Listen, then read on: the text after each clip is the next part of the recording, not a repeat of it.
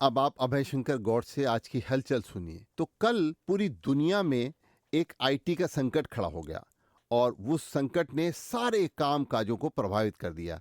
चाहे हवाई यात्रा करने वाले हों, चाहे रेल यात्रा करने वाले हों, तो हवाई जहाज का टिकट लेने वाले और अपना रद्द कराने वालों के लिए भीड़ लग गई एयरपोर्ट। लोगों के अंदर एक ये फैल गई हवा कि अरे सारे हवाई जहाज जो हैं बंद कर दिए गए हैं, फ्लाइटें कैंसिल हो गई हैं। लेकिन ऐसा कुछ नहीं था। इसके पीछे कारण था कि माइक्रोसॉफ्ट जो सॉफ्टवेयर की कंपनी है, माइक्रोसॉफ्ट, उनके वहां एक साइबर सुरक्षा फर्म है क्राउड स्ट्राइक का उसमें हाथ था, क्योंकि कोई ऐसा अपडेट उनके वहां किया जा रहा था उनकी इस सुरक्षा फर्म में जिसकी वजह से ये वैश्विक साइबर तंत्र के अनुरूप वो नहीं था। और यह कोई साइबर हमला नहीं था, बल्कि सेवा में कुछ अपडेट करने के चक्कर में ये एक पूरी दुनिया में महासंकट खड़ा हो गया। तो आप समझ लिए कि ये कोई इरादतन कोई अपराध नहीं हुआ है। तब भी जो ये लापरवाही कल हुई है, जो उदासीनता बरती गई है, उसका माकूल हिसाब तो होना चाहिए। अब दुनिया में बहुत से ऐसे फर्में हैं, बहुत से ऐसे राष्ट्र हैं जो माइक्रोसॉफ्ट के ऊपर मुकदमा भी करेंगे, क्योंकि इतनी बड़े उनको क्षति पहुंची है।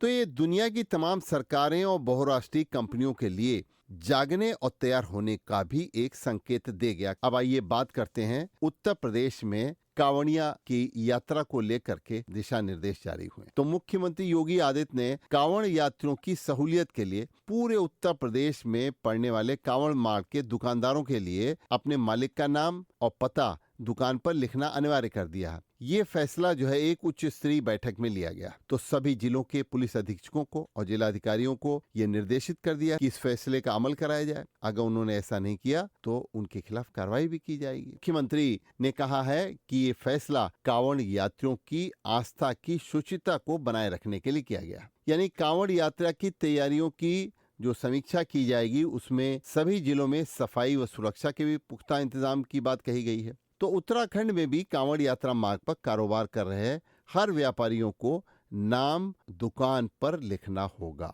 वहां के भी मुख्यमंत्री ने ऐसा ही फैसला किया। तो आइए बात करते हैं हरदोई में। कल रिश्वतखोरी के मामले में दरोगा और सिपाही दोनों गिरफ्तार कर लिए गए और नए पुलिस अधीक्षक ने जो है वो आते ही जिस तरीके की अपना वादा किया था वो अब दिखलाई पड़ने लग गया। तो ये दोनों का रुपए लेते हुए वीडियो ऑडियो वायरल हुआ, जिसके बाद दोनों के खिलाफ एफआईआर दर्ज की गई और पुलिस ने दोनों आरोपियों को निलंबित कर जबकि सिपाही को गिरफ्तार कर लिया गया। तो ये एक ऑडियो वायरल हुआ था जिसमें रुपए के लेन देन की बात कही जा रही थी और पुलिस अधीक्षक नीरज जादौन ने इस मामले की गंभीरता से जांच की और उन्होंने सीओ शाहबाज से जांच कराई।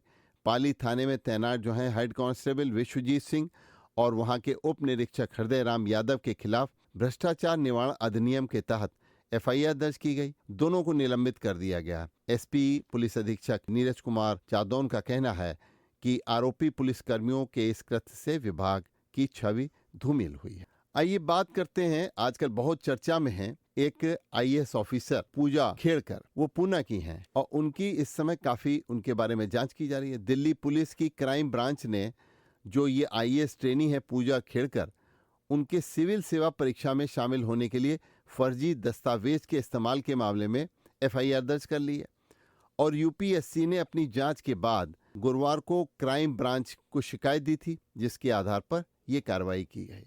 तो हरदोई जिले में बैंकों और जनसेवा केंद्रों में काम नहीं हुआ उस समय, डिजिटल ट्रैफिक भी हो गया, एक तरीके से काम भी प्रभावित हुआ और ये 2-3 घंटे तक ऐसा ही रहा। दोपहर में 1 बजे के आसपास सर्वर फेल हुआ था बैंकों में। उस समय 1.5 घंटे बाद कहीं स्थिति सामान्य हुई जब वो सर्वर ठीक हो पाया। तो लेन देन के साथ बैंकों में जो काम होता है कल बहुत ज़्यादा वो प्रभावित हुआ। और दूसरी हमको खास बात आपको बता दें कि उत्तर प्रदेश विधानमंडल का जो सत्र है, मानसून सत्र, वो 29 तारीख से शुरू होगा। यानी कि 29 तारीख से फिर एक बार जो है सदन में विधायक पहुंचेंगे और अपनी अपनी समस्याओं को लेकर पहुंचेंगे, हंगामा भी होगा और कुछ नए कानून भी बनेंगे। आइए हरदोई को एक और उपलब्धि हासिल हुई है, वो ये कि जो उत्तर प्रदेश सरकार ने राज्य राजधानी क्षेत्र का गठन किया है उसमें हरदोई जिला भी है। तो कल इसकी अधिसूचना जारी कर दी सरकार ने। ये अधिसूचना आवास एवं शहरी नियोजन विभाग द्वारा जारी की गई। तो इसमें हरदोई है, लखनऊ है, सीतापुर, उन्नाव, रायबरेली और बाराबंकी जिलों को मिला करके ये राज्य राजधानी क्षेत्र बनाया गया है। तो ये जो जिले इसमें आए हैं, इनका जो है वो लखनऊ मंडल है इसमें, और अयोध्या मंडल के जिले आए हैं। इन जिलों की आबादी लगभग 2.29 करोड़ है इस समय। तो उत्तर प्रदेश के राजधानी क्षेत्र के विकास के लिए एक प्राधिकरण बनाया गया। इस प्राधिकरण का नाम है उत्तर प्रदेश राज्य राजधानी क्षेत्र विकास प्राधिकरण।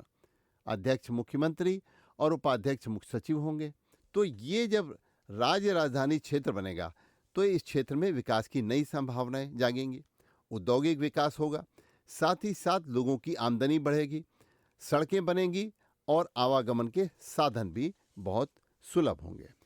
कल पूरे उत्तर प्रदेश में पौधारोपण का रिकॉर्ड बनाने के लिए सभी को इसमें जोड़ा गया है, और आप भी हम रेडियो जागोर 90.4 एफएम के माध्यम से कह रहे हैं, कल एक पौधा अवश्य लगाएं। कल ही नहीं, अपने जीवन में ये लक्ष्य लेकर के चलें कि हम किस तरीके से अपने इस पेड़ लगाने के काम से समाज को कुछ दे सकते हैं। ये आपका समाज के प्रति अपनी जिम्मेदारी निभाने का एक दिन भी है कि आप कल पौधारोपण के लिए जो रिकॉर्ड बनाने के लिए प्रदेश ने एक आह्वान किया है, उसमें हम भी अपना योगदान। अभी आप सुन रहे थे अभय शंकर गौड़ से आज की हलचल। सुनते रहिए रेडियो जागोर 90.4 एफएम,